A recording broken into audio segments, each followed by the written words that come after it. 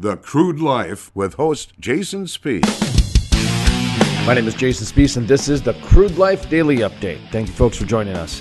Coming up on today's program, Vawnita Best with the city of Watford, as she talks about some of the amazing activities happening in Watford City. In just a moment, part of our exclusive interview with Vawnita Best with the city of Watford, right here on the Crude Life Daily Update. And I did actually listen to your podcast. I'm not sure when it was hosted, but I listened to it a few days ago, and it was when you had Brent Bogar on highlighting the tax distribution report, the oil and gas tax distribution report. So we are very pragmatic when we talk about how the oil and gas industry is taxed in North Dakota. In the early 1980s, the extraction tax was implemented. That's a 5% tax. That is the state's tax. That is their tax that's designated to general fund, to education, and to water resources. That's the state's tax.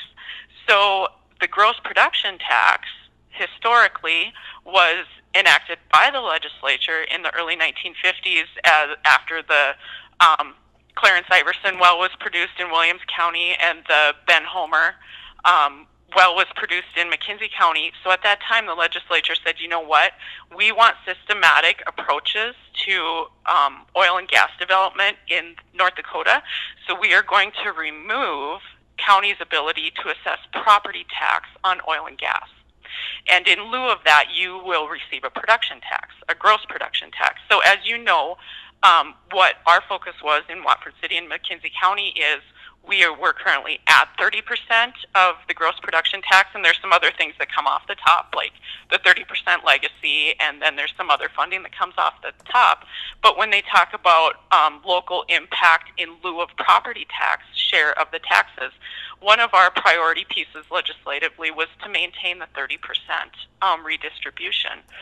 And we were successful in doing that. And the reason we were successful in doing that is because we were prepared. We knew the numbers. We knew the capital improvement projects that were needed to produce an efficient, sustainable infrastructure and also communities in Western North Dakota because we knew and we understand that there are two pieces that will restrict this resource harvesting. That was Vawnita Best with the city of Watford. To listen to the full-length interview or to check out other exclusive interviews, visit thecrudelife.com. That's thecrudelife.com. Check us out on social media. 350,000 followers on our YouTubes, Facebooks, and Twitters. Thecrudelife.com. Click on the social media tab. From the staff here at the Crude Life Daily Update, my name is Jason Spiess, asking you to keep calm and frack on.